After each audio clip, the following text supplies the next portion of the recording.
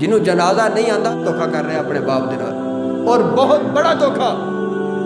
باہروں آن والا بندہ آ کے جنازہ پڑھ رہا انہوں دعا آندی ہے، لیکن بیٹے نو دعا نہیں آتی، تو اپنے باپ دے نال کی کر رہے ہیں؟ دھوکھا کر رہے ہیں۔ اگر چاہتے ہو نا کہ والد دا جنازہ صحیح طریقے دے نال پڑھیا جائے، والدہ دا کم از کم، باقی دنیا دے نال تے دھوکھے کر لے نے، اپنی ماں تے باپ دے نال دھوکھا تے نہ کر۔